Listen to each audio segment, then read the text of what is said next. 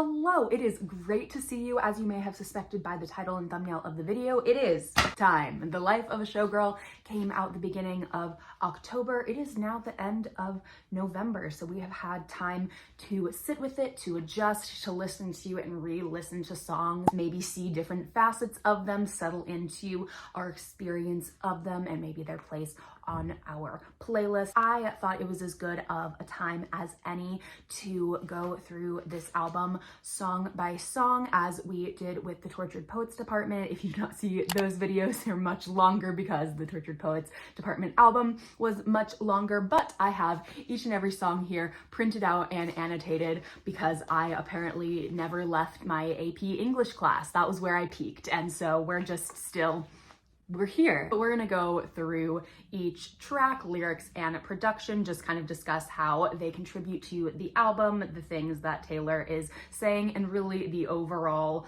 vibe and message we get from it. I did a video a few weeks ago on the off vibes and the weirdness around the Life of a Showgirl release, so that's not really something I'm gonna be discussing a ton, though I will be pointing out parts of songs that I think are maybe weaker or could be changed in order to serve the strength of the overall song, because there isn't a single song here that I think is just bad 100% all the way through.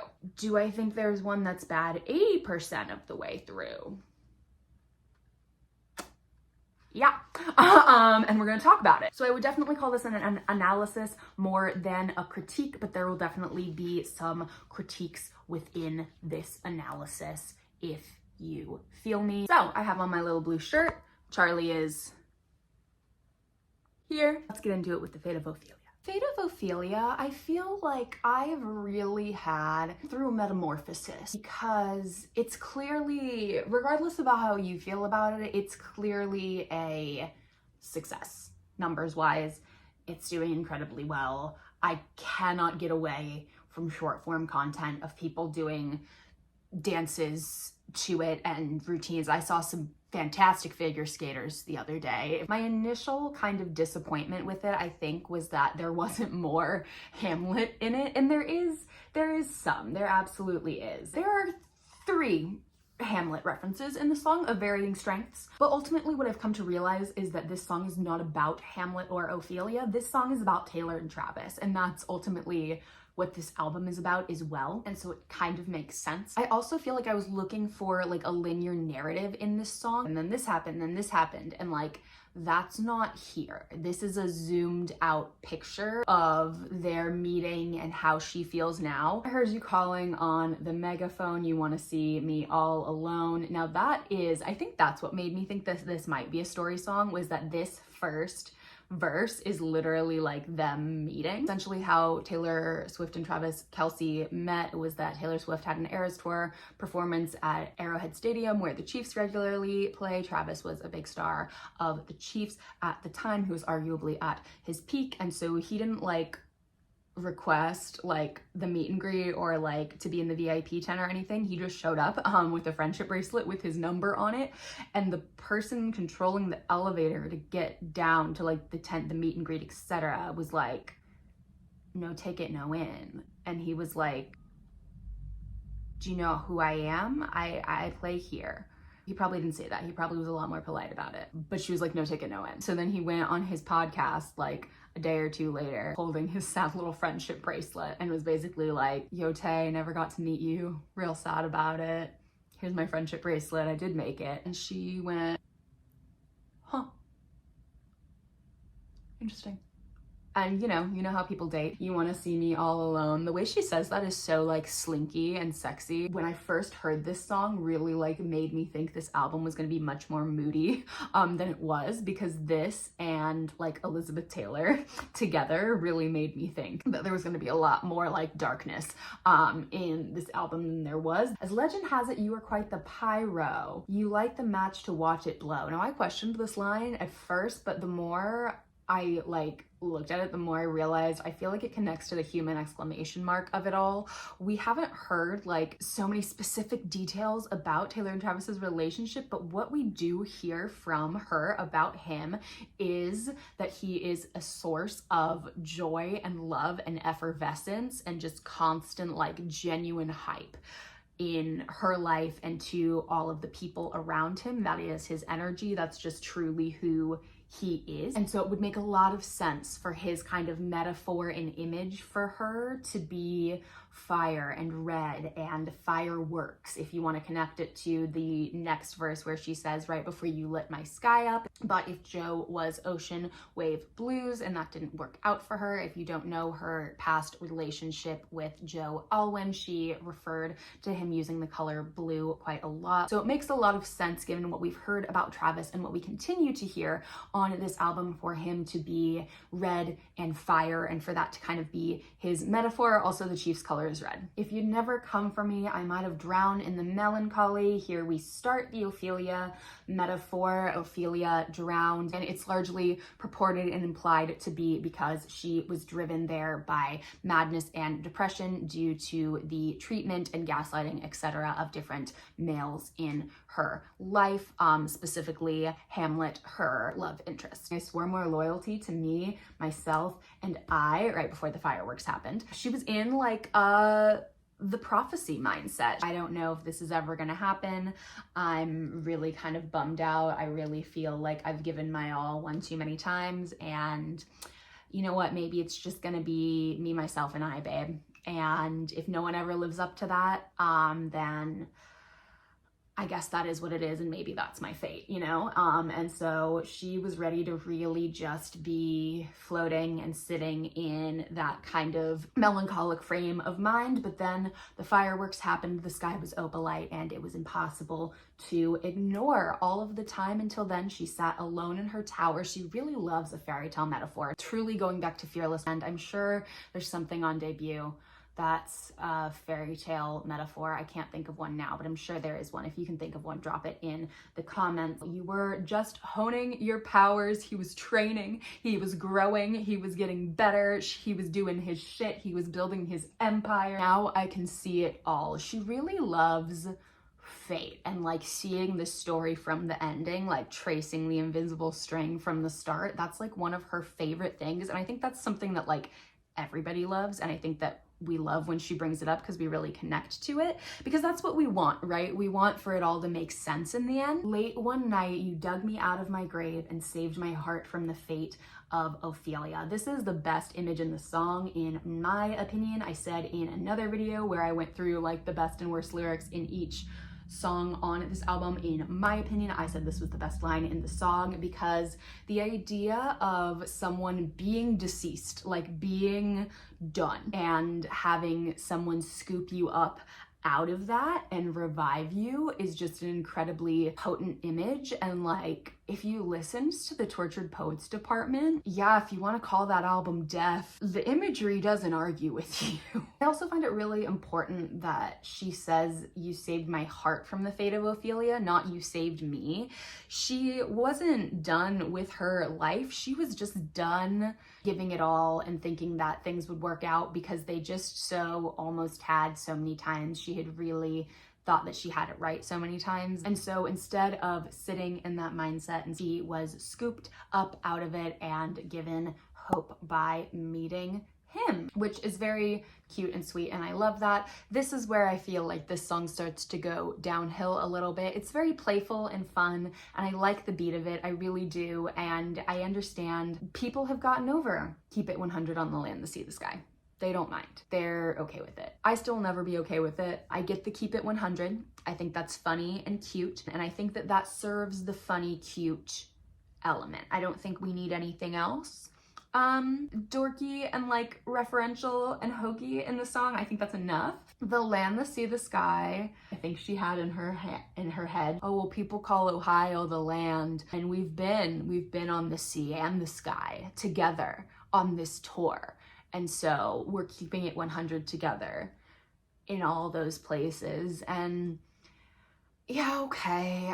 It's just a very simplistic way to say it, and I'm just never going to be into it. Pledge allegiance to your hands, your team, your vibes. So I like that in that it's the juxtaposition to I swore my loyalty to me, myself, and I. This is where we do see sort of a story progression in this song. She started in one place and now she's saying, I am swearing the same loyalty to your hands, your team, your vibes. I'm swearing that loyalty to you and what we have, which is exciting. Your hands, your team, like both of those. One of them references the fact that like he's a football player, she's supportive of that, etc. She buys the merch, she goes to the games. Your hands, that's hot. I said it once, I'll say it again. This could have been your eyes. This could have been your eyes. Your vibes, I think you got the keep it 100. This is another hokey line, and now we're just overdosed on hoke. Don't care where the hell you've been, because now you're mine. It's an interesting thing for Taylor to say, because I feel like so many people in the past have cared so much about where she's been, and she's so over it. And so now she's not the type of person to begrudge someone's past or exes or whatever.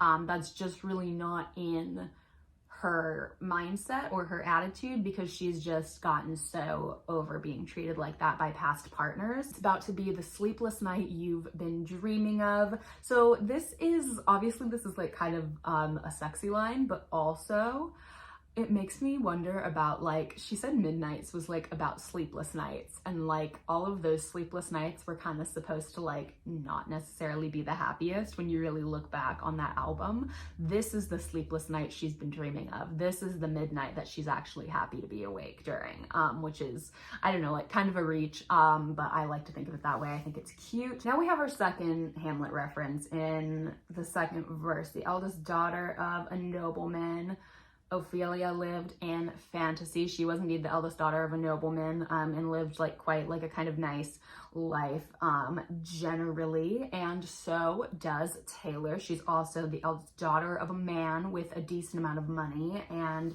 she lives kind of a fantasy life, as we hear about in Elizabeth Taylor. But love was a cold bed full of scorpions. There's also a way she goes about saying this that I love. She like drags out the word fantasy to make it, I don't know, like to just kind of, it like lays it with luxury a little bit. And then the way the beat hits when she says, but love was a cold bed full of scorpions, it really just kind of cuts off that flowy feeling that you got from the way she dragged out the word fantasy. And like, you can feel yourself like hitting the cold bed full of scorpions with the way that she says that.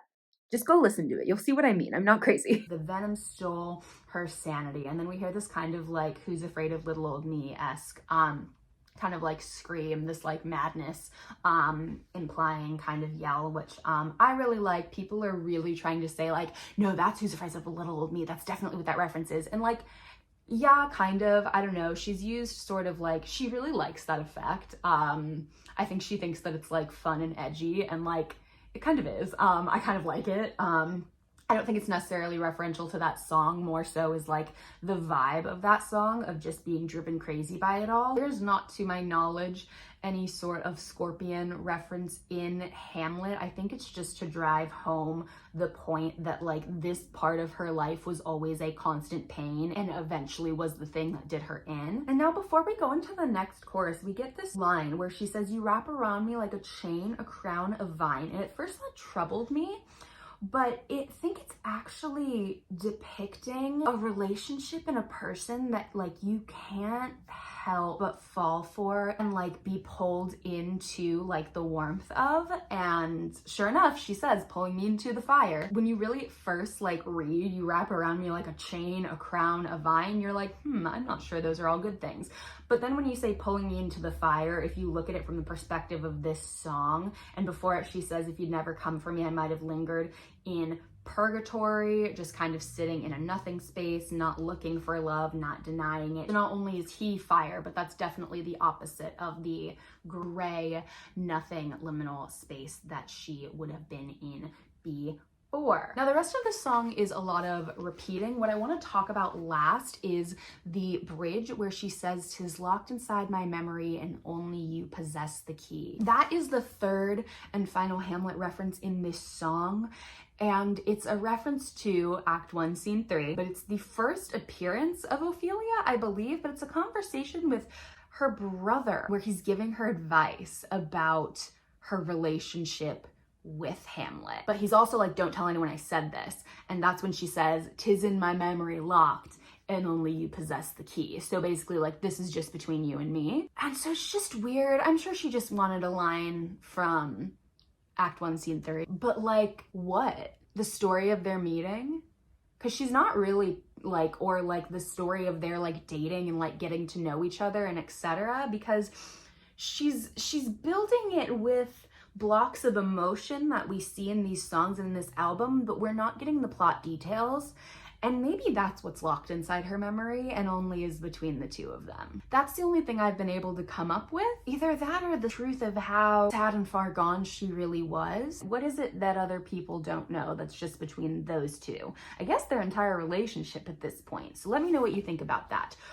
We move on. Elizabeth Taylor. Do you think it's forever? Do you think what's forever? Now, the obvious answer is the relationship that she's referring to in this song. This was purportedly the first song that she wrote for this album, which I find interesting because it's also my favorite. But I think it stands out in that it is the only song that has any anxiety and wondering if something is going to last that we have seen before. But when she says, "Do you think it's forever?" over and over and over in this song, what I've interpreted her to mean is not only do you think like this is forever, but also do you think that like that wondering and that anxiety and that creeping feeling of like, is something going to ruin this, is the same type of thing that's always ruined this going to ruin this? Is that going to be forever? And also, is this legacy that I've built forever? And like, what solidifies someone as having a legacy forever? Because that's something that like Taylor Swift is very much interested in. She's interested in building a legacy that nobody can undo. Name that lyric. Not from one of my favorite songs, but that is a really good summation of something that has always been very, very important to her. And so releasing a song called Elizabeth Taylor, it's referential of someone who probably also wondered like, is this legacy that I've left, are these stories about me, is my work, you know, is that it seems permanent and larger than life now, but is it really forever? And is there a point at which it becomes not forever anymore? Is there a point at which I fall off the map? And what is that point? That view of Portofino was on my mind when you called me at the Plaza Athénée. Oftentimes it doesn't feel so glamorous to be me. I feel like the purpose of this first line is just to evoke and set a mood and an image of travel and glamour and luxury, but then also lay an emotion on top of it of a wistful thought of someone and a place that makes you think of a person, and then they're calling you up at this glamorous place that's far away, and that's not a glamorous feeling, talking to someone that you miss and that you're thinking of a specific moment with when they're super far away from you and having to call you on the phone. That's not a glamorous feeling on top of other non-glamorous feelings that she could be referencing, i.e. the anxiety that's a little bit present in this song. But she's setting a really, really gilded outer image to lay a really kind of sort of darker emotional veil over it. All the right guys had promised they'd stay. Under bright lights they withered away. So Maddie and Joe, among others, under ultimately the pressures of fame and the trials and tribulations of what it meant to be in a relationship with Taylor Swift, among other things, really couldn't take the heat and ended up getting out of the kitchen regardless of how right their relationship was and how right they were for each other.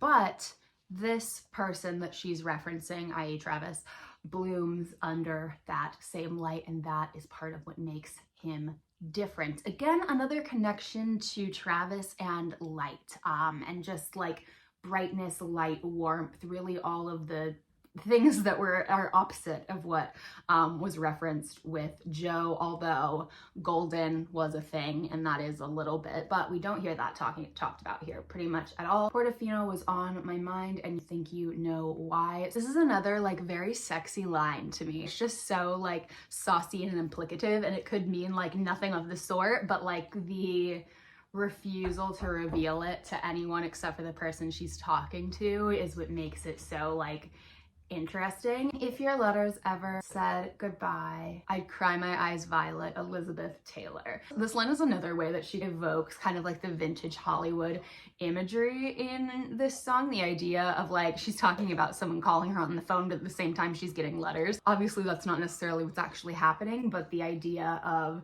someone sending you letters. There's also something about the production of this song, and like, you hear it, obviously you hear it more in the acoustic version. There's something that's a very like Hollywood lounge piano. I can see the like dark 5-star hotel bar so clearly just from hearing this song. Elizabeth Taylor was known for having like violet eyes, and so just that line alone, to be honest, is enough for me. I think that like that one meaning is good enough for me. Evoking the name Elizabeth Taylor to connect to the glamour and the fame and a woman who may have felt also in this position before. I think that's enough meaning. I think there are enough lines there for it to make sense. But also, when you cry, your eyes turn red. Taylor's eyes are blue. What you get when you mix blue and red, purple, violet, purple. So saying she would cry her eyes violet, I guess you can kind of extrapolate that from it. To be honest, I'm not sure she actually thought that far. I know I've heard a lot of Swifties say that, but I really do think it's just, I'd cry my eyes violet, Elizabeth Taylor. I just think that that's such a beautiful line, and she also did say that like that's kind of where this song started, was with that line, because she loved it so much, and props to her, because I like it too. Tell me for real, do you think it's forever? It feels like she's like looking at this person and asking them like, do you think this relationship is forever? But also, if you want to go through all of the other things she could be asking if they're forever, she could be asking the Lord, like she could be asking a lot of people if a lot of things are forever, but we've kind of talked about that. Been number one, but I've never had to. I've been on top, but I've never been part of a pair. I can't enjoy the glamour of this intensely opulent existence if I can't have the one thing that my heart wants is you, and I want both. I'm not willing to trade one for the other. I want both. I'm not willing to give it up for you, but I can't enjoy it unless I have you either. And there's this like awful like trade that it sounds like she feels like she's been stuck in until she discovered someone who could bloom under the light with her. Be my NY, when Hollywood hates me, you're only as hot as your last hit, baby. Those are the two like celebrity cities. When Hollywood's not feeling you, you go to New York and you walk around in a hoodie and no one like pays attention to you except for maybe a pap shot here or there. Not if you're Taylor Swift, but you know. But also like be my safe place to go when like the rest of the world doesn't like quite understand, because you're only as hot as your last hit. It is always up and down in the industry. It's been pretty treacherous, even though it seems like it's been full of glamour. And like it has, but it also hasn't. So give me a place to go when it's down. What could you possibly get for the girl who has everything and nothing all at once? I have all of the material things, but I don't have any of the relationship ones, and the things that you could get me, you can't actually get for someone. But I would trade all of the Cartier for someone to trust. Just kidding. I want them both because I have worked for it, damn it. We hit the best booth at Musso and Frank's, and they say I'm bad news. I just say thanks. Because like at that point, like people, you get so tired of people saying like, oh, like she's bad news, something wicked this way comes. You learn to just say like, thanks for keeping my name in your mouth, babe. And you look at me like you're hypnotized, and I think you know why. That also feels like a suggestive line to me. It always has. Then we have the chorus again. And then the last thing I wanted to talk about is the bridge. All my white diamonds and lovers are forever. In the papers, on the screens, and in their minds. Don't you ever end up anything but mine. Now, we already talked in a different video about like White Diamonds is the Elizabeth Taylor perfume line. So like all my white diamonds, all of the glamour and the material things, and my lovers, the legends of me is forever, but don't you ever end up anything but mine. That's very like rep coded, stating what she wants and almost saying like, I have number one, I want number two now. It's so like truly sexy instead of like trying to be sexy, which she definitely does on this album. The song that is rumored to have a holiday themed music video coming out soon, which I have to say would be very, very appropriate. It's very effective for Christmas songs to lean into like the vintagey vibe, and I feel like that's kind of what she tried to do at a couple moments here in this song, really specifically with the like like it's just very musical theater. It's very like old, kind of like almost Motown like love song style. It's a very shimmery, joyful song. I feel like it just kind of lends itself to the holidays really well, so that makes perfect sense to me. But that's only if the rumors are true rumors. If the Fate of Ophelia was talking about what meeting Travis meant to her at that point in her life, and Elizabeth Taylor was the struggle and juxtaposition of fame and how he was able to kind of fit into that in a different way, but still like wondering if the good was gonna stay good. This is another kind of statement of why we're now getting Tavis Forever, why she loves this relationship so much, why it brings her so much joy. Is it a super detailed statement? No, but is it a joyful and fun one nonetheless? Yes, absolutely. And we do actually, that's not true, get some details here. I had a bad habit of missing lovers past. My brother used to call it eating out of the trash.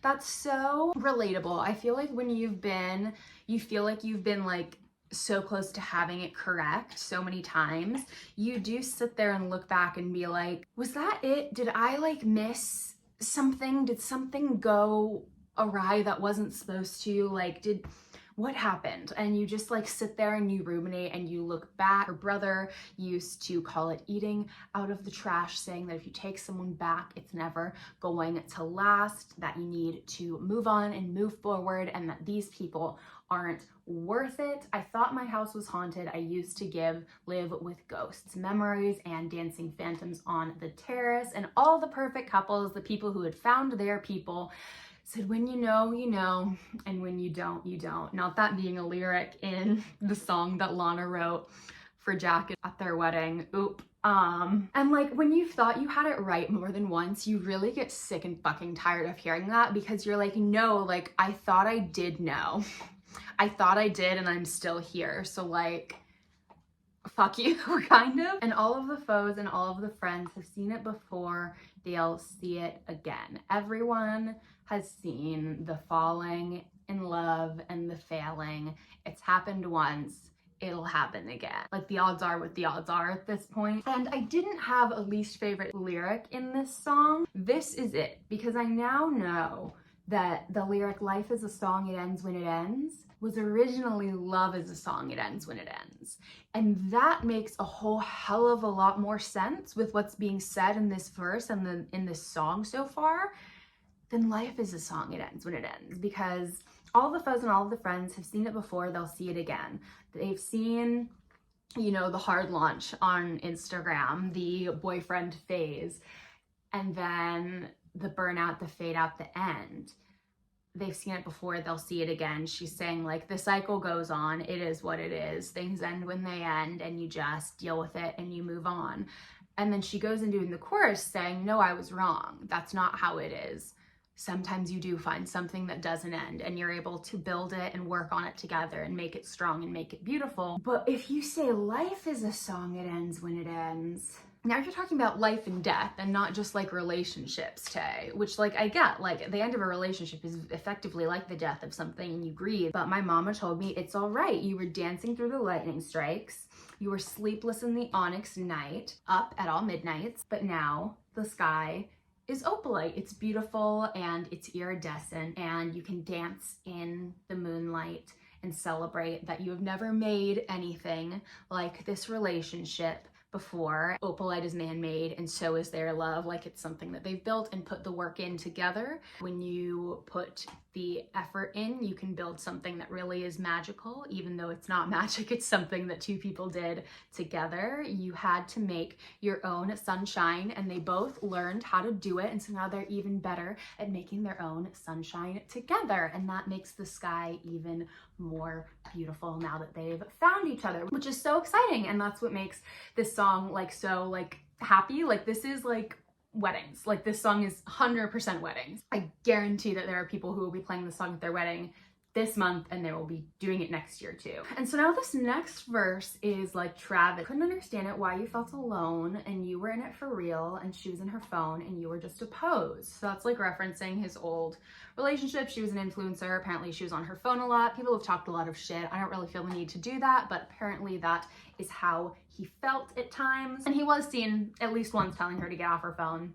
And don't we try to love love? We give it all we got, you know? Love is something that when you think that you found it, or when you have found it, we exalt it in our culture, and in my opinion, for good reason. And so you really try and put everything that you have into it, and like, not just throw your hands up and call it quits. We do that as a society and as a people, and I think Taylor's saying that her and Travis share the personality trait of really trying to give everything they have to the love that is given to them, which is admirable and relatable, but sometimes it fucking sucks, and it hurts, and you finally leave the table, you get up and you stop expecting things, and you walk away, and you kind of stop expecting things to work out. And what a simple thought, you're starving till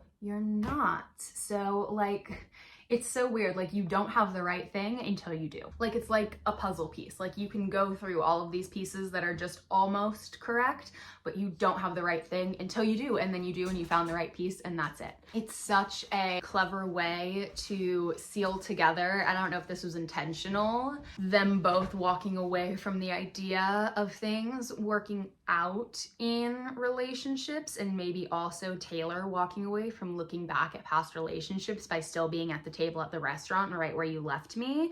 There's like kind of multiple layers to that if you want to look at it that way.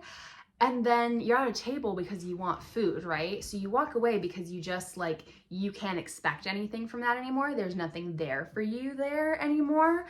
And you're still starving until you're not. You're given what you need. And sometimes you have to wait a really long time for that to come. And it fucking sucks. And all of the foes and all of the friends have messed up before, they'll mess up again. Life is a song, it ends when it ends, you move on. And so from Travis's perspective, the mindset after that relationship end was people keep letting you down, and you accept it and you roll with it and you move on, and it is what it is. And they both together were able to say, no, I've got you now and I won't let you down. And things might seem like a storm and like thunder, but it's really just a storm inside a teacup. It's something handleable because we have got each other now to lean on and to hold each other up. I can provide love and strength for you to lean on, and I know that you'll do the same for me. I also really love how this bridge starts sounding very soothing and kind of like a pep talk, and like they're like telling each other like, this is just a storm inside a teacup, it's gonna be okay, and like you're like having a moment of like encouragement, and then like it builds up and like it kind of like explodes into the chorus at the end. So it's like starting in a low place and like soothing your partner and comforting them and being there for them until like you're able to build them back up and build each other back up into like feeling good again, and like making your own joy, making your own love, making your own luck. When I say weddings, I'm dead serious. Like, this is such like, you make me the best version of me because I know that you've got me, and vice versa. And here's how we got there, and here's how we learned to build that and to really like paint our own sky bright together. And I love that. What more could you want for a marriage? I mean, a lot of things, but It's a great starting point. So this is the first of what I would say are 3 really clear like story songs on this album. It is about the power dynamic of mentor and protege, and then the subsequent sort of flipping of that when the student gains the knowledge and strength to become the teacher, and when trust is betrayed between that relationship, which Taylor Swift certainly knows a lot about, considering her relationship with past mentor Scott Borchetta and Big Machine Records, the label that kind of raised her. She's also been definitely considered the monster on the hill or the mentor to some other pop girlies in the past, Sabrina Carpenter and Olivia Rodrigo both among them. And so she really does a great job of painting this picture of the rise of a mentor and protege partnership, and then the flipping and breaking down of that. And the way she does it is so interesting. There's a point in this song where it really could be either one of them talking, either one of them could be betraying the other in the bridge of this song. When I found you were young, wayward, lost in the cold, and I pulled up in my Jag and I turned your rags into gold. The winding road leads up to the chateau that I'm driving you up to in my Jag, and saying, you know, you remind me of a younger me. I saw potential. And that's so, it reminds me of the song Clara Bow. She goes through and she quotes all of these statements that people in power say to people below them or people younger than them to make them feel like they're special, and to make them feel like there's something that this person can unlock within them. Kind of really endears that person to you and makes you think that they see you in a special light. And if that's not true and it's used as a manipulation tactic, that's incredibly powerful. I'll be your father figure. I drink that brown liquor, something that we just think of like a very like older person, something you mature into doing.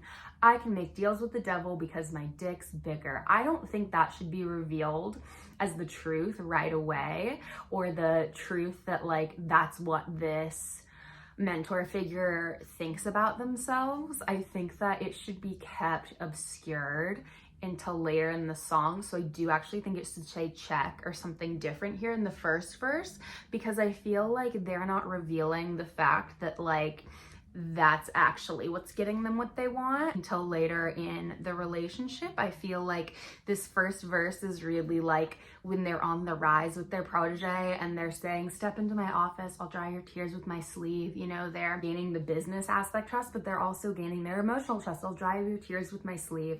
Leave it with me. I protect the family. We are a family. I think that first verse should say, I can make deals with the devil because my check's bigger. I just have more money, honey. That's what it is. And I have more money because, you know, it's a meritocracy. I've worked harder. But then we get into the second verse. I pay the check before it kisses the mahogany grain. That's such like specific rich person language, and like they've already paid before the check's even printed out. They have an account there, you know, whatever. Said they want to see you rise, they don't want you to reign. I showed you all the tricks of the trade. All I ask for is your loyalty, my dear protege. This sets this mentor person up as someone who is very experienced and cunning, and can choose to be benevolent when they want, and can choose to not when they want to as well. And that's very heavily implied. It's also kind of setting this person up as someone that is needed, someone who is the only person that actually wants you to succeed. And it's really kind of an isolation tactic to be like, oh, well, they don't want to see you reign. They want to see you just get high enough, but they don't want to be congratulatory. But I'm the one that wants to see you reign. Trust me, leave it with me. I protect our family, and we are family, aren't we? You know, it's a little bit of a manipulation tactic, and they're saying, you know, in return, all I ask for is that you're loyal to me, which again, there's a little bit of a, and if you're not, ...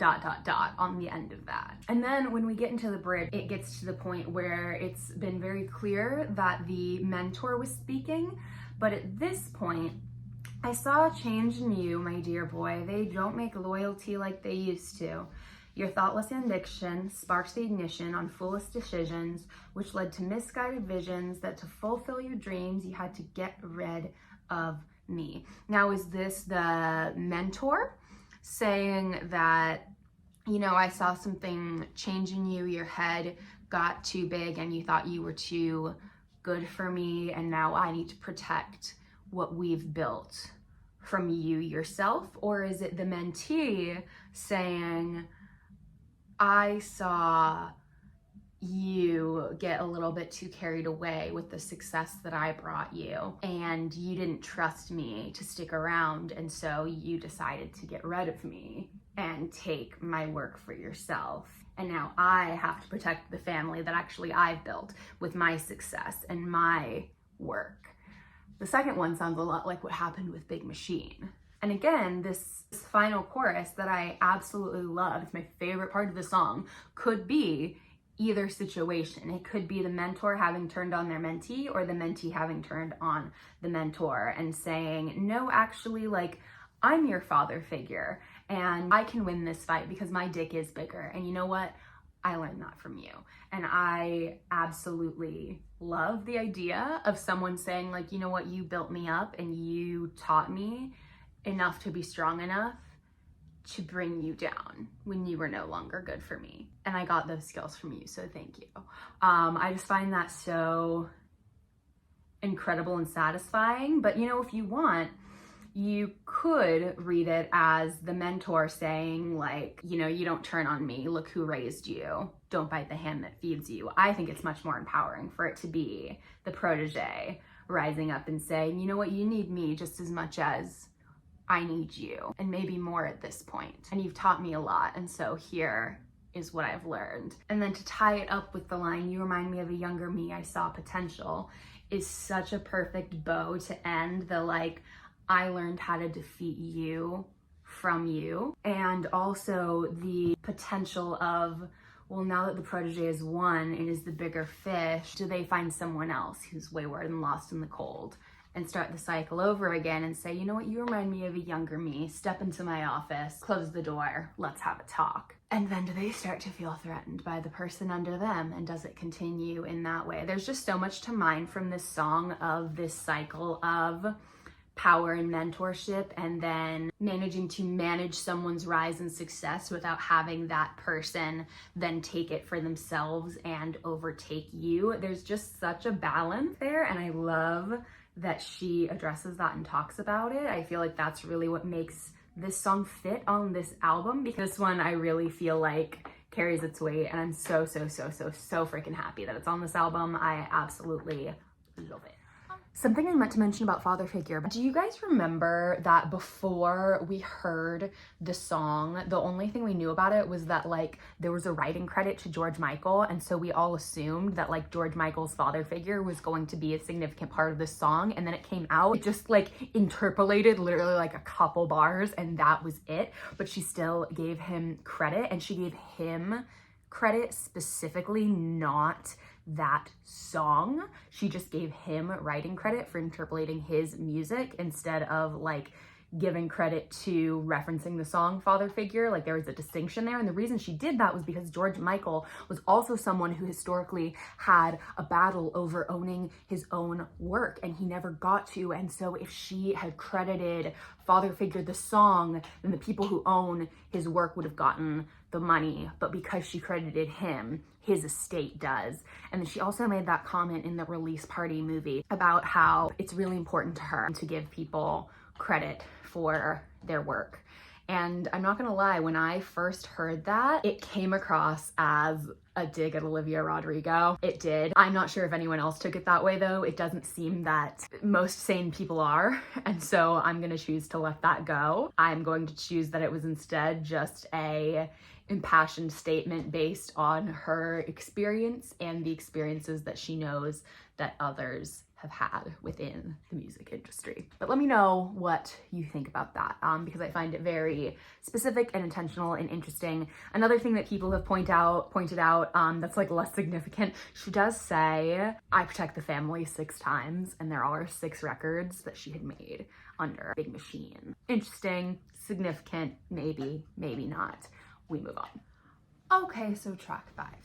This is a song about self-preservation and cringe avoidance and seeming too cool for school and growing up and dropping that because you love someone and you want to be 100% with them and you want to let them be 100% with you. No hesitation, just love, just support. And I think that that's expressed really well in a couple flashes, and I think that it gets clumsy in others. So in the entire first verse, everybody's so pumped on the internet, everyone's unbothered till they're not, every joke's just trolling memes, sad as it seems, apathy is hot, everybody's cut throat in the comments, every single hot take is cold as ice, when you found me I said I was busy, that was a lie. I think every single hot take is cold as ice, when you found me I said I was busy, that was a lie, gets across the entire idea perfectly. The rest of the verse flushes it out, but the rest of the lines aren't nearly as strong. Now, the next line really troubles me. I have been afflicted by a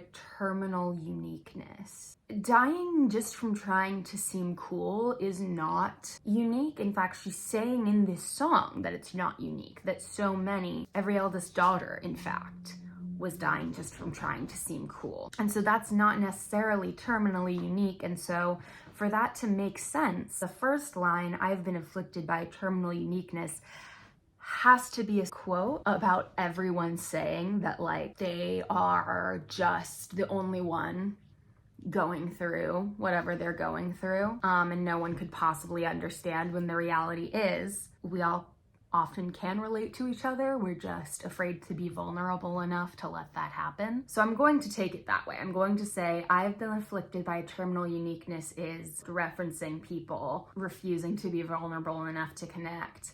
I've been dying just from trying to seem cool is how she feels, but also how all of the other eldest daughters feel. I feel like that's a little generous. I feel like maybe she really is saying she's been afflicted by terminal uniqueness, which I think is a little bit, I don't know. I just don't love that. I don't love how that sounds. I don't love how it fits into the song. I'm not a bad bitch and this isn't savage, but I'm never gonna let you down. I'm never gonna leave you out. Now, I feel like her whole point is I am dropping the act. I am dropping trying to seem cool. I'm not going to expect you to try to be cool either. I'm not going to hold you to that standard. I'm going to be fully me and I'm going to give you a home to be fully you in, even though we've both been kind of searching for that our whole lives. Now we can be that for each other.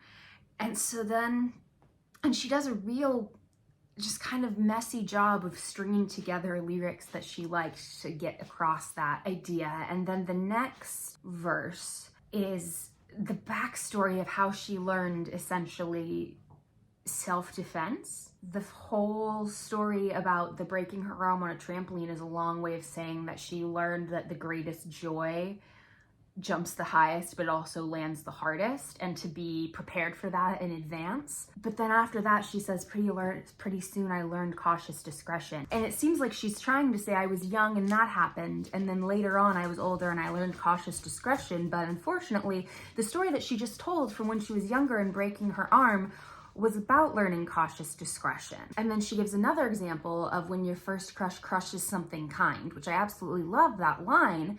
It's just a progressed older version of the trampoline story, learning cautious discretion and not to put your heart and your joy out there because you will land hard and it will bite you in the ass.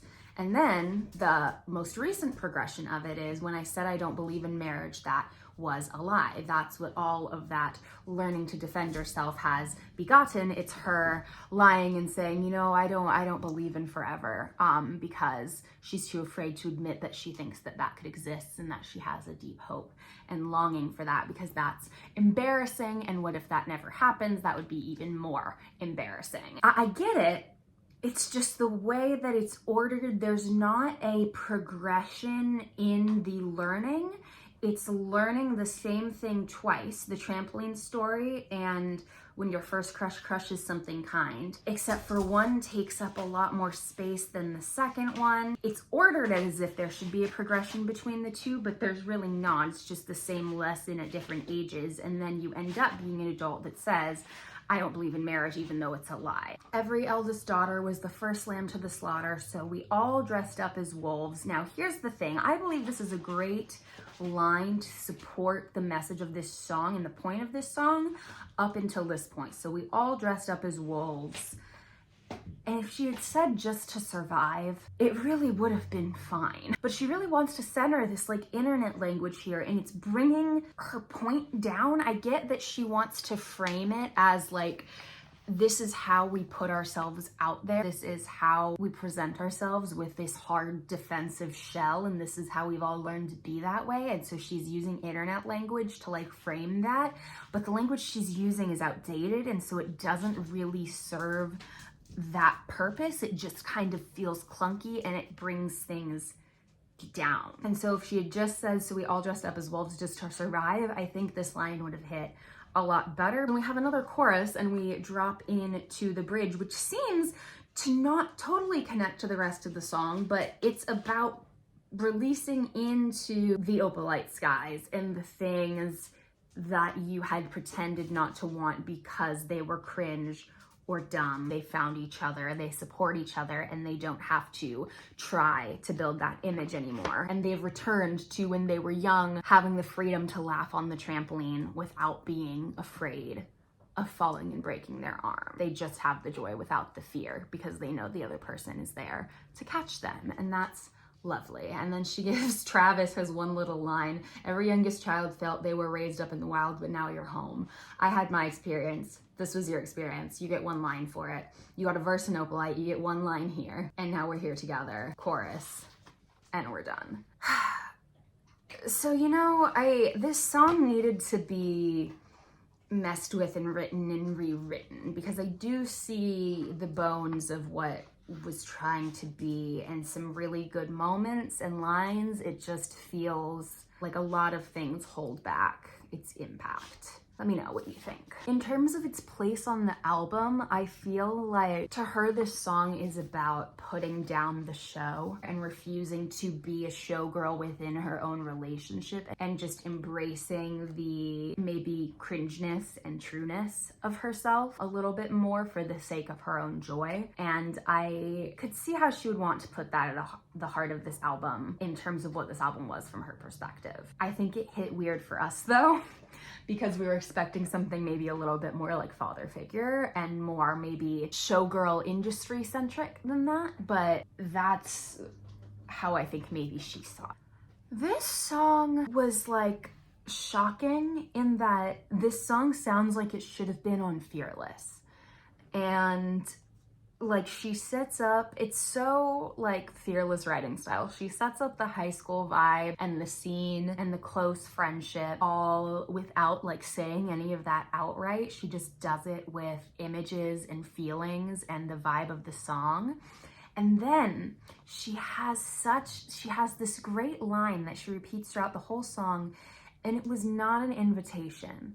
There was never a clear moment. There was never anything directly said. I should have done this though. I should have taken the non-existent invitation. And it wasn't convenient. There were reservations at the time that made sense, but I should have done it anyway. And there's also, it's interesting, this isn't on Fearless because there's a much more expanded view of cheating than we'd seen at that time from her. The idea that, you know, in hindsight, your girlfriend was away, I should have taken the opportunity. You did have a girlfriend. Considering everything now, I should have taken that opportunity anyway. And then we see later, because of what happened, why she might say that, because there really didn't end up being any more opportunities. And then we have a classic Taylor Swift, a prom scene. I don't like that she sets up like the prom image like perfectly with the shiny wood floors and the disco ball and the wilted corsage reflecting her mood.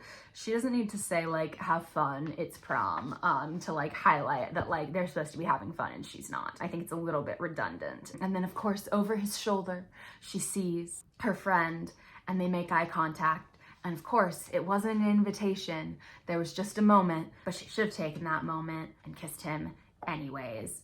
Now the next verse, it's interesting. It makes it sound like he broke up with his girlfriend, but that it would create, if they were to like make any inkling of them like being interested in each other, which like they kind of both knew they were, but they couldn't act on it because it would create drama with his ex to know that like, I'm sure like the girl he had told her not to worry about and him had gotten together. And she still says, fuck that, we should have done it anyway, even though we were so afraid of making it awkward. When she left school to go be a showgirl, she lost track of him and her friend Abigail, a classic. Abigail was first mentioned in her song 15 from Fearless, but she was also in the Picture to Burn music video from Debut. So Abigail has been there since before day one. Abigail called her and said that they had lost him, and she didn't get an invitation to, you know, come back, but she did because she felt like she had to, and she wished that she had taken all of those chances and taken all of those moments, even if it wasn't convenient, even if there wasn't an explicit invitation. And now her perspective is that it doesn't matter. You should take the chance, you should answer the question, because if you don't, it could follow you around forever. And how painful is that? And the way it was not an invitation fits in so well at the beginning of every single chorus, and like the way it progresses throughout the song and hits harder each time. It's so good. It's so classic Taylor Swift. I guess my only question is like, this totally stands out within the record. My question is why was this on this album? Is it the highlighting like I left school and lost track of you? And like, that's like the beginnings of me going away to be a showgirl, and like these are the things that like you think of? I don't know, it just like doesn't seem to slide into this album or connect with the themes super well. It feels like she just really wanted to release it and she wrote it, and so she put it on here, which I guess is fine and is her right. Just even like instrumentally, not to mention theme-wise, I'm not sure how this connects, but I'm not complaining about it because I do like it and I wouldn't change much about it. So in the first verse, we have 3 clues about who this song could have possibly been about. Someone who is maybe much more alternative than Taylor Swift. Someone who apparently does, which doesn't necessarily narrow things down because I feel like that could kind of be anyone in Hollywood at this point. But there are a few people for whom that is actually part of their public brand, being a party girl, maybe not necessarily someone as polished as Barbie, who talks about doing a little key and having a little line in some of her more popular songs. High-fived my ex and said, you're glad that he ghosted me. So this person has close proximity to famously Maddie Healy,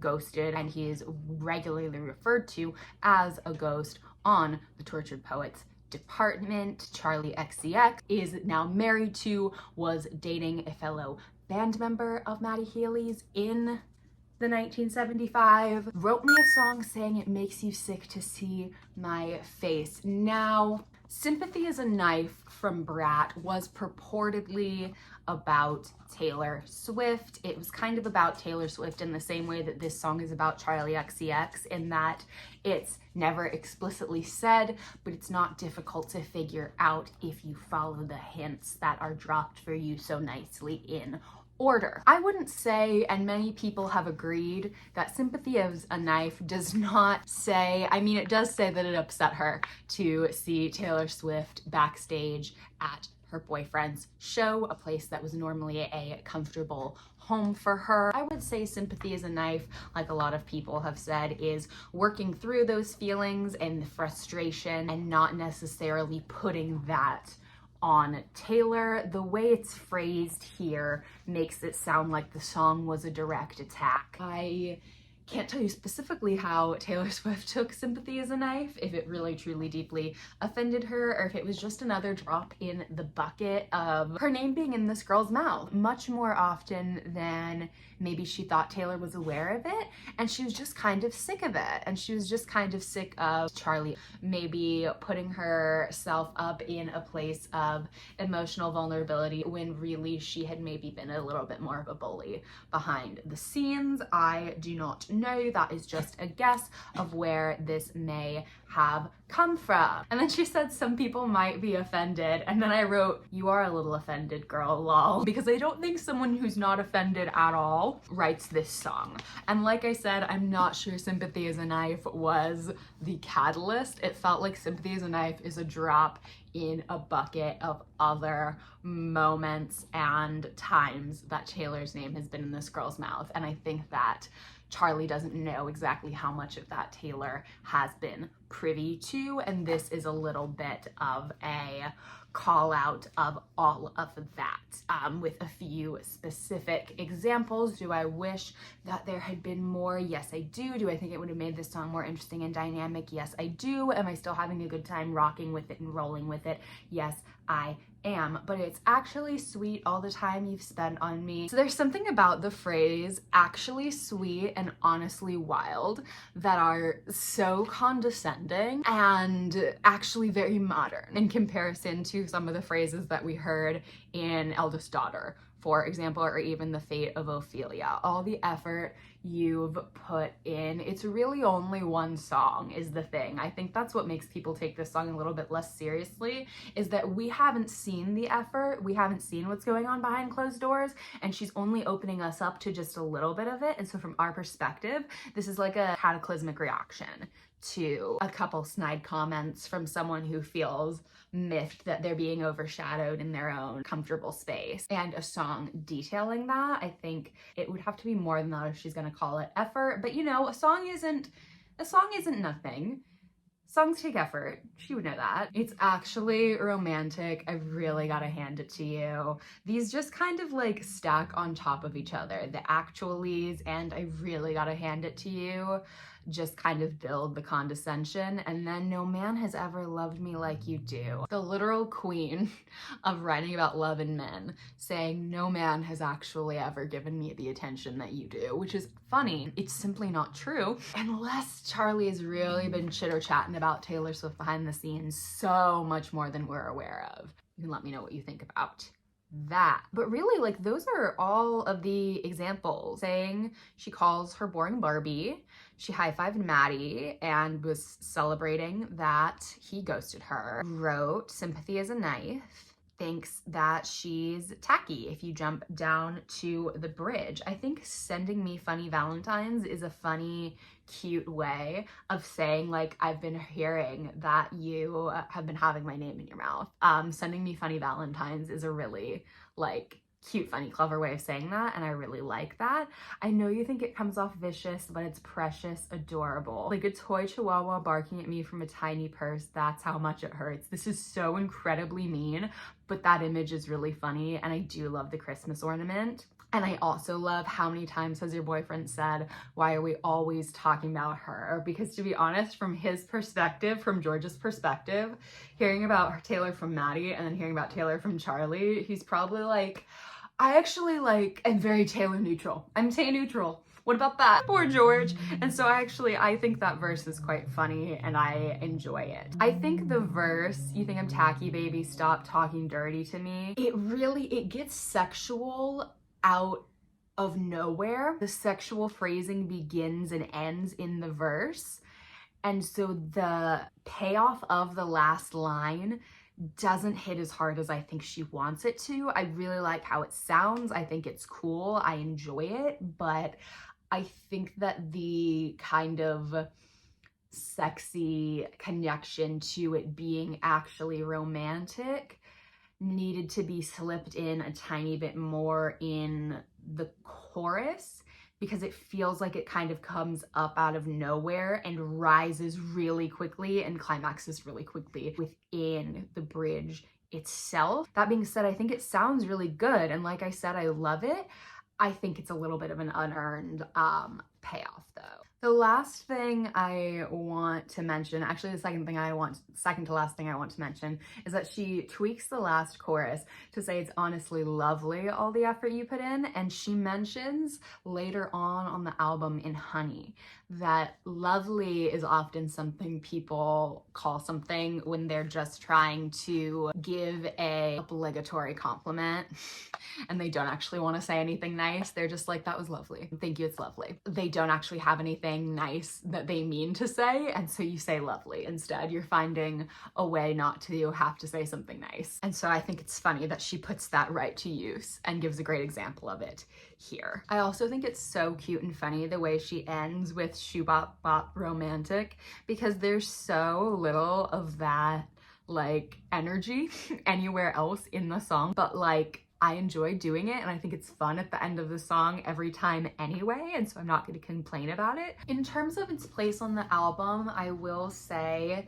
that I feel like they've really brought the guitar back in this album, and this song is very much guitar forward in that Olivia Rodrigo way that people are kind of talking about. I also will concede that hearing about your name being in other people's mouths, maybe more often than they know you're finding out about, is definitely part of the showgirl world. And navigating those relationships, as is detailed on another song from Brat Girl, So Confusing, can be hard and uncomfortable and like weird sometimes. So bringing that up, in addition to the fact that this kind of all did transpire along the time that this album was being written or just prior to it, makes some sense. Now, this was purportedly the last song, the most recent addition to the Life of a Showgirl album, which makes perfect sense because I think that it depicts the most progressed relationship. Now, the structure of this song is all of the verses detailing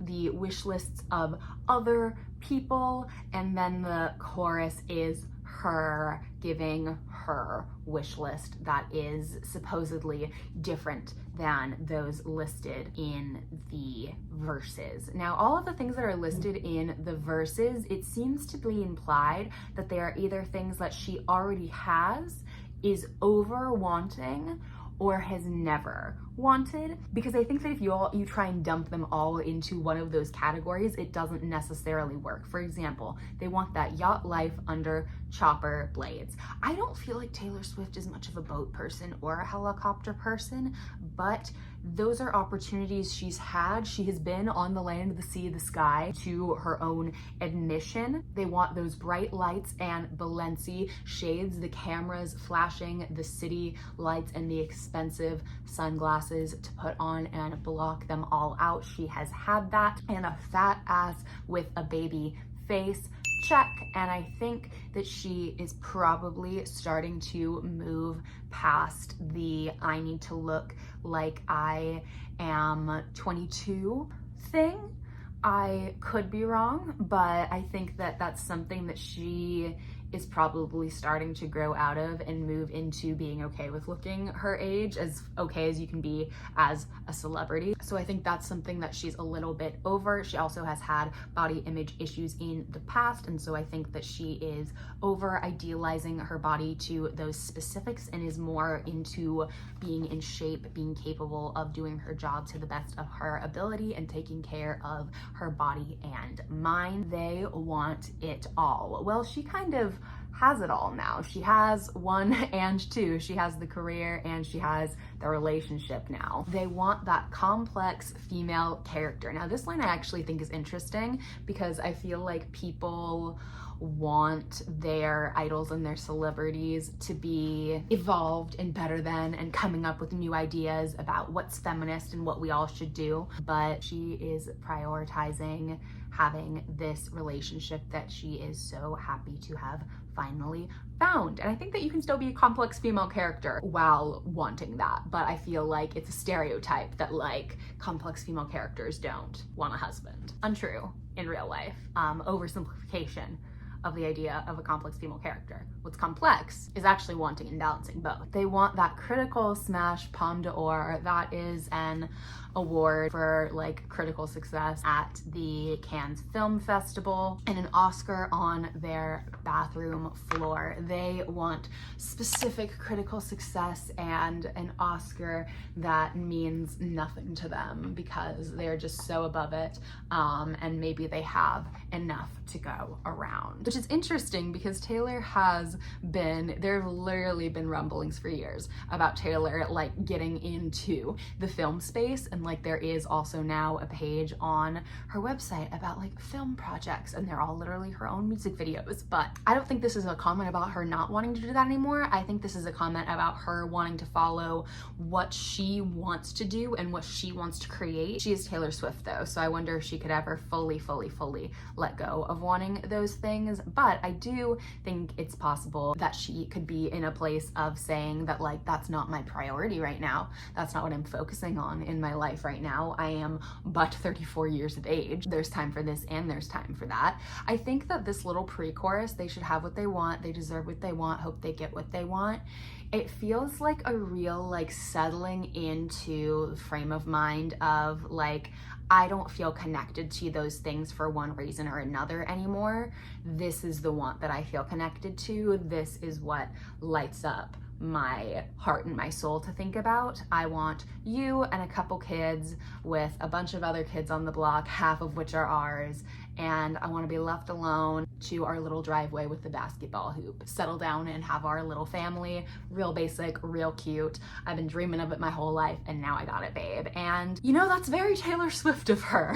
That's very Taylor Swift of her. And when you think about it, it's actually very cute and very reflective of where she is in her life right now. That makes perfect sense. She's at home, she's baking sourdough, she's spending time with her fiance, she's going to his games. I do think that like the picture she's painting here is a real like specific type of rich person. People who are like, no, we live off the grid and we have our 3 dogs that we call our kids. I don't know what good surf no hypocrites means. I still, what do you mean? The internet? The ocean? What does that have to do with hypocrites? Why have you paired them together? I have so many questions. But the idea of like the rich people who live in like a compound off the grid and have so many things to say about why that's better, and their dogs have like more money to their name than like you do. They want a contract with Real Madrid, a super lucrative sponsorship. They want a spring break that was fucking lit, and then the video of it taken off the internet. They want to do whatever they want and not get caught for it, canceled, reference. That's a little bit of an outdated way to say they want to be messy and get away with it. I think it's the term lit that brings it all down. It's giving, I feel like that like Taylor Swiftism, like that tendency to use like 2016 internet terms, I'm just gonna call like eldest daughtering now. And I hate that, but that's the way I think of it. And then we move on to the bridge. Made wishes on all of the stars, would reference spotted. Superstition and fate always on this girl's mind. Please, God, change the prophecy. Bring me a best friend who I think is hot. I thought I had it right once and twice, but apparently I didn't. You were a surprise. Caught me off my guard. There's something about her saying you caught me off my guard that actually I feel like has some significance, because after all she had been through at the point where she met Travis, I feel like she would have to be caught off of her guard in order to really open up enough to fall into something, because like your trust has been betrayed so much at that point. Like, you're not expecting anything. She was just kind of like lost in her melancholy, as she said. But then like this guy just popped up out of nowhere with a friendship bracelet and an announcement. It sounds like it kind of just like startled her out of her daze a little bit, and was kind of magical in that way. And I hope that I get to complete this beautiful picture I have in my head of my life with you, because I know that that is exactly what I want and what makes my heart and soul sing. And that's so cute, adorable, weddings. I said it when I first heard it. This makes me think of like times in my life that like I thought I knew who I was gonna get married to, and like this is where your mind starts to go. You start to just settle into being excited for like the picture that we've all been sold. This song so nearly could have been a slam dunk if she'd just been a little bit more clever about her horniness. And I know that she thinks she was clever, and that's the problem, but there are so many things that are so good. Like Daisy's bare naked, I was distraught. He loves me not, he loves me not. So that, it doesn't even specifically tell you, but you know, she's been sitting there picking petals off of these daisies, and every single one says, he loves me not. And it's a great picture of all of those years with Joe wondering if he was ever going to lock it down, if they were ever going to get married, and the answer every single day, every single time she woke up, every single time she checked, was no. Penny's unlucky. I took him back, tried things again with Maddie, and then stepped on a crack, and the black cat laughed. That's so incredibly funny. Like, she tied together the idea of like picking up a penny, and it turns out that it's not a lucky penny, it's an unlucky penny, and then she stepped on a crack and things absolutely fell apart, and then the unlucky little black cat ran by and laughed at her. So clever, so funny, everything that I think she wanted this song to be and maybe thinks it is. And baby, I'll admit, based on all of that bullshit, I've been a little bit superstitious. I've been paranoid and cautious because things have always been so delicate, and now they're solid. Fingers were crossed until you put your hand on mine. There's such a release and ease of tension in that image. And it seems to be that you and me, we make our own luck. We make our own skies opalite. And so a bad sign is totally okay. She knows they can withstand it. She's not paranoid. She doesn't have to be superstitious, and knock on wood. Super cute, love it. We are killing it so far. And then she continues, all of the bitching and wishing on a falling star, another magical superstition previously mentioned in the album, never did me any good. I don't have to do that. I just had to be patient. You were coming to save my heart. It's you and me forever, dancing in the dark, a little sprinkle of spice. All over me, it's understood. I ain't gotta knock on wood. Saying all over me, it's understood. One, it's like a little bit like implicative, but also it's such like a deep, like all over me, it is understood. I don't have to be paranoid. This is forever. We are solid. And I love that. Now here's where things start to go downhill. This little like post-chorus slash bridge thing. Forgive me, it sounds cocky. No, it doesn't. That makes no sense. It would be funny if it did make sense, but it doesn't. He dickmatized me, but we're not gonna say that. We're just gonna say he ahmatized me and opened my eyes. Redwood tree, it ain't hard to see. Fine. Red's the chief's colors. I see the connection. His love was the key that opened my thighs. There has to be a balance of dorkiness and horniness, people. There has to be a balance, and it has to be hit specifically in order to come across as clever, and if it doesn't, it comes across as cringy and annoying. The thighs and dickmatized both in the same verse, one line apart, are too much. Just say hypnotized. It's a callback to Elizabeth Taylor. You look at me like you're hypnotized, and I think you know why. And she should keep thighs, and she should whisper it. So forgive me, it sounds cocky. I don't know what we're gonna do with that line. I hate it. It needs to be changed. There just needs to be a balance here. This needs, the hokey and the horniness needs to be balanced out. And I think the amatized line and the thighs line are the two that are giving it overload, not to mention the forgive me, it sounds cocky line. Sounding stupid because it's not a coherent way to start a verse, because it doesn't make sense with the thought. And so it just comes across as a dick joke that's not clever because it doesn't need it to even be there. So I think this paragraph is really what does this song in. I think that without this being the way it is, this song would actually kill. Girls, I don't need to catch the bouquet to know a hard rock is on the way. This is actually fine and clever and funny. It's just that like we've overstepped to this point. And so like another horny dick joke is just like the balance has been upset. We're over it. Magic Wand is boring enough to be given a pass, but again, we're over it. Seems to me that you and me, we make our own luck. Still love that line. New heights of manhood, I ain't gotta knock on wood. I think new heights of manhood being the one kind of like overt dick joke in that verse is fine. Magic Wand is kind of questionable enough to where you could go either way with it. I think, again, we just went too hard. We went too hard with that first little verse that we really can't rebound from it, even if the jokes afterwards aren't too many in a row. We've just gone too far and we're not interested in hearing it anymore, because then after we do another chorus, we repeat that over and over again 3 more times, and then the song is over. So my diagnosis for this song is that production, great. Writing, great, until, forgive me, it sounds cocky, through his love was the key that opened my thighs. That needs to be remedied.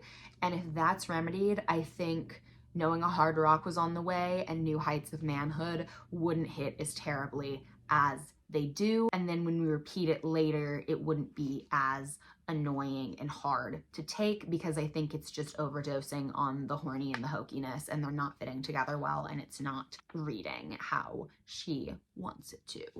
That's my onion on People hate this song, you guys. People hate this song. I think really the main issue with it is that we want it to be political, and it's simply not. Like, she does not mean it that way, and I know we want her to mean it that way. I don't think she means it that way. I think that she is talking exactly about the offenses that she's listing: girl bossing too close to the sun, being caught being a little too wild on a lit spring break with a little low key, a little line, being tone deaf and hot and privileged at the same time, being a little too smug, being a little too full of yourself, and of course the sins that women commit that are only sins because they're women. I think that those are the offenses that she's referring to. She starts at the top of the song by saying, you thought that it would be okay at first, the situation could be saved. Of course, you think that whatever, you know, snarky comments are starting or rumbles of people's disapproval are beginning, you think that like, oh no, like this isn't gonna last forever, this isn't gonna be like a real problem, it'll just blow over. You know, the news cycle turns as it does. But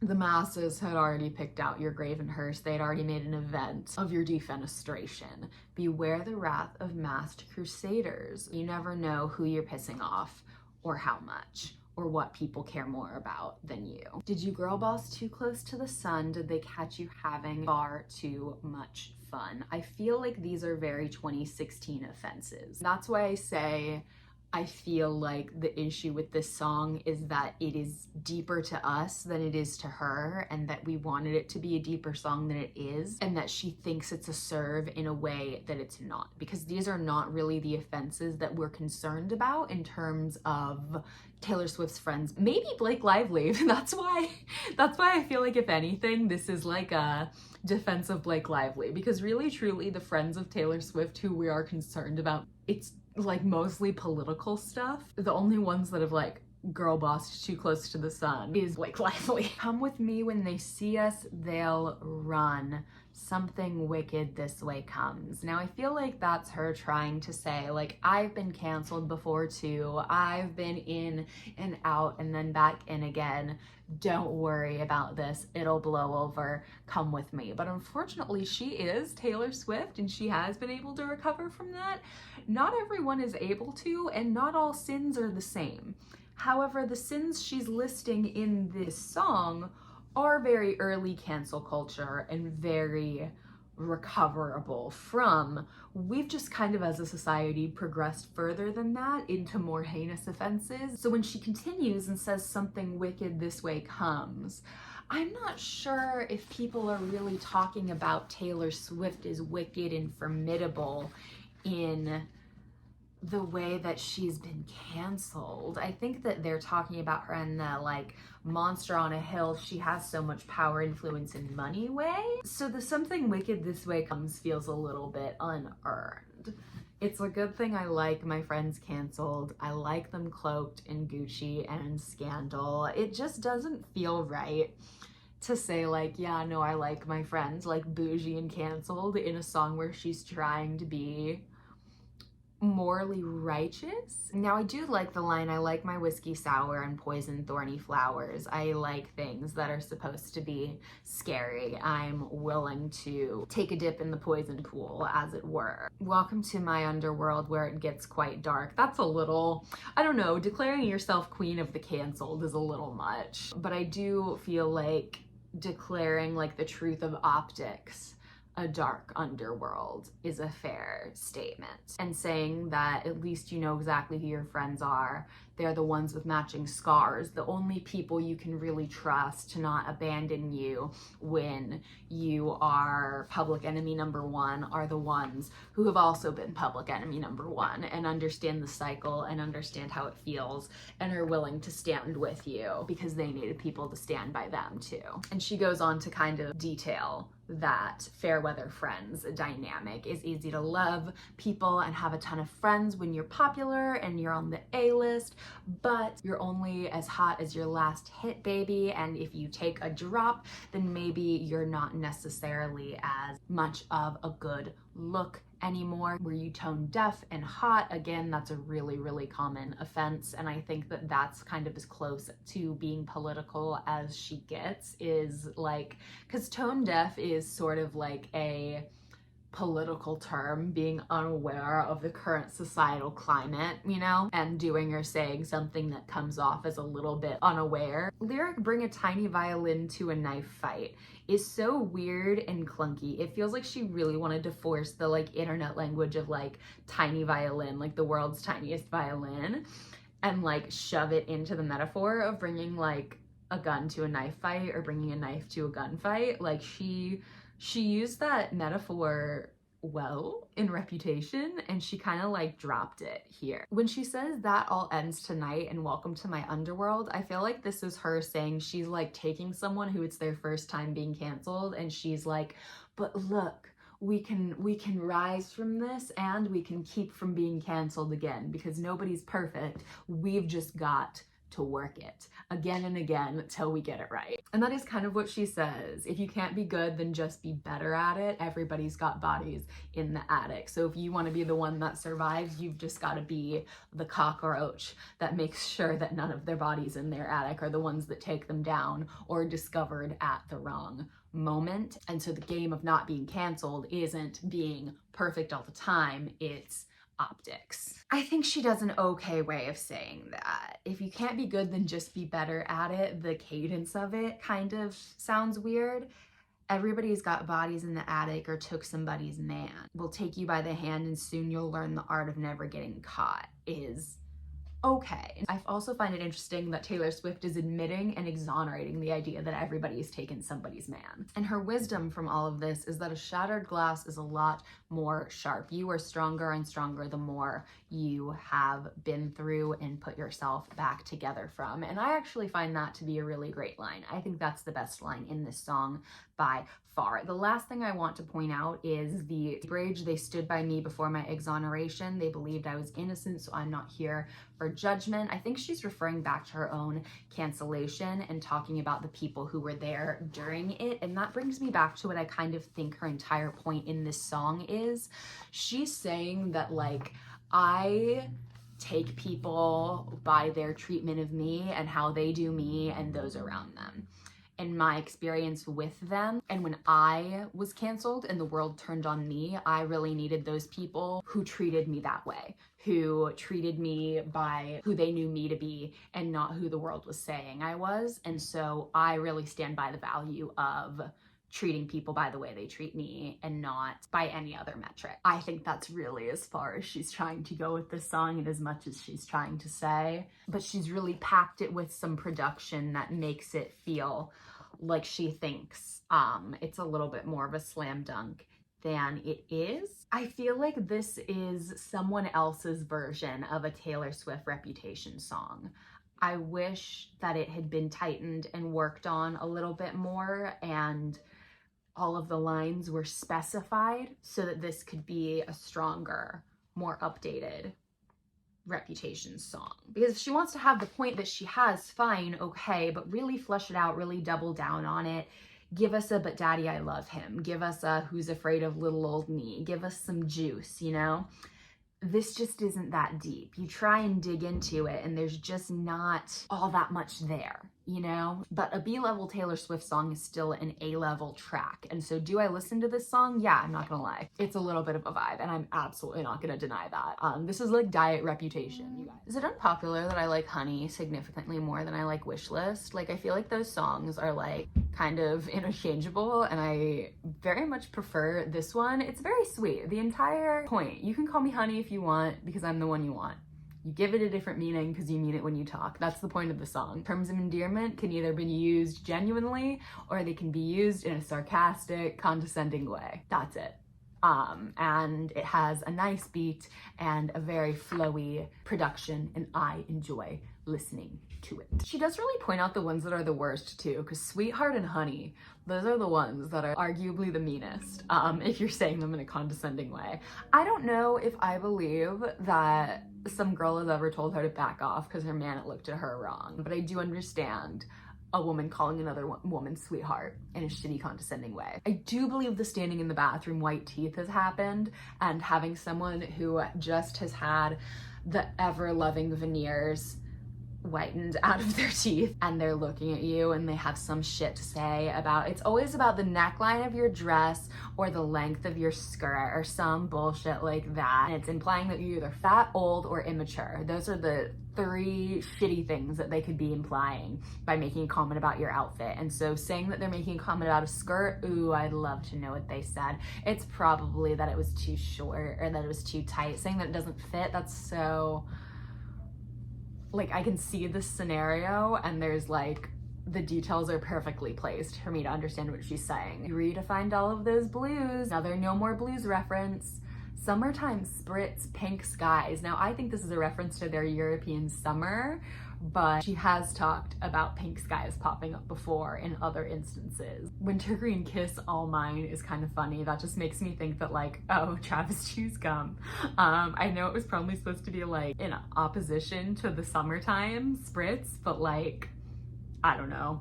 I think it's a little bit of a reach because those two words don't connect like at all. She's talking about his mouth and then like a drink they shared. You give it a different meaning because you mean it when you talk. That's like the whole point of the song. I just think it's kind of like a long, clunky way to say it. I do think what comes after all the way through the end of the verse is all very sweet and bouncy and fun and light, and I think it paints a real clear picture of them as a couple that fits into what we've heard so far, just of the like happy carefreeness of it all. And I do like how when she says you could be my forever nightstand, she then calls him honey, because like she feels comfortable doing it now, and it's like sweet coming from her too. So she says it back. Sweetie, it's yours, kicking indoors, take it to the floor, give me more. By the paint and the color of your eyes and graffiti my whole damn life is so like I said, just sweet, happy, light, and bouncy, but also there's just such a like relief to it. Like there's no like rush or like anxiety. It's just like, it feels stable and it feels like settled into each other. And like, I don't know, there's such a comfort to this song and I love it. There's also such a clear Maddie reference. When anyone called me late night, he was screwing around with my mind, asking, what are you wearing? Too high to remember in the morning. Maddie Healy, known ghoster after implying marriage and frequent too high beer. In terms of how Honey fits into the album, I feel like it's a little bit interchangeable with Wishlist because they both just seem like I found the person I'm going to marry. I'm excited for that relationship. I'm comfy cozy in that relationship. That's my perspective now, and here's how that's different from what my experience has been before.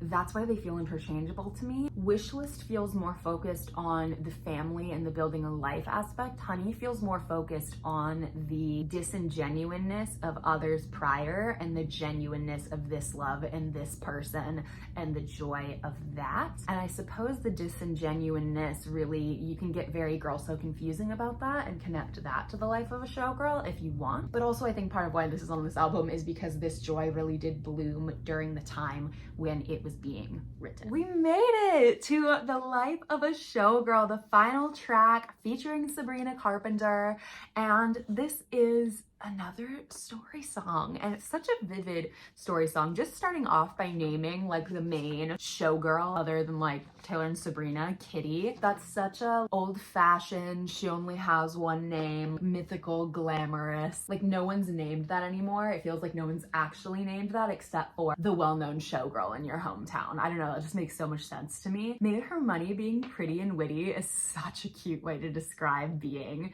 a showgirl. And then they finish setting the backdrop by saying they gave her the keys to the city and then they said she didn't do it legitly. So as soon as you get high enough, they find a way to cut you down. It's been brought up in this album already. And then the perspective changes and she says, I bought a ticket. She's up there dancing in her garters and fishnets, but it's not just her. It is an amazing group effort. There are 50 in the cast and not a single misstep. And looking back, the fact that she was there was kismet or fate, another thing Taylor Swift loves to talk about. So she waited by the stage door with all of the autograph hounds, and she's just a little girl with a dream and glowing like the end of a cigarette, which is such, again, like a nice old-fashioned Hollywood image. She came out and the little girl with the dream said, "You're living my dream." And the showgirl said, "Thank you so much for the flowers. You're sweeter than a peach," which is also something that's like very like soft and easily bruised, "but you don't know the life of a showgirl and you're never ever gonna," which is pretty harsh. She's basically saying like, you don't have what it takes. I see those stars in your eyes and it ain't gonna happen for you. The more you play, the more that you pay, and you're too soft, so you don't know the life of a showgirl. She is soft, she's sweet, and she's inexperienced, and you're never going to want the reality of what this is. So not only is she saying that like, you're never actually going to make it this far because so few people do, and the more you play, the more that you pay, and so many people get paid out by that, whether that's emotionally or literally, and you are never actually going to want to experience that because it is not all fun and games, babe. Then we switch to the perspective of another hopeful showgirl, Miss Sabrina. She was a menace, the annoying little baby of her family in Lenox, and her parents didn't pay attention to her because her father was cheating and her mother was playing tennis with a pill bottle. So she did the savvy thing and she figured out who the club promoter was, and she waited by the stage door. She figured out where that was too, and she waited there and figured out when he got there, and she waited there when he got there at the start of his night, and she said, "I'd sell my soul to have a taste of magnificent life that's all mine," which is a terrible thing to say to a man walking into a building when you're a young girl, but she's now learned that that's not what showgirls get. They get left behind and left for dead unless they fight for their spot. And so we get another chorus, and then we get like the progression of her going from that kitten to being able to stand eye to eye with Kitty and say, or maybe just kind of like look back in her memory at Kitty and be like, hey, guess what? I made it and I'm living for it and I love it. So she took the pearls of wisdom that were given to her by Kitty, and she was not deterred from by them. She used them as fuel to continue, and every time a door was slammed in her face or she was ripped off like false lashes and thrown away, she knew that it was just her paying her dues with her bruises, and she needed to get up and keep going because that was showbiz, baby. And as she rose, more and more of those around her wanted to get rid of her,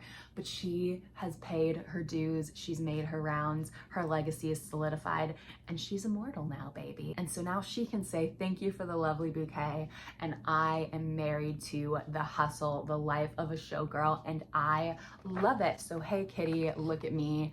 I'm doing this now and I love it. The pain hidden by the lipstick and lace, and she totally embraces it for all it is and all she wanted it to be, but all of the things that it truly is too, that she was warned about. She like embraces both the good and the bad. And then Taylor and Sabrina both close the show for us and close out the album.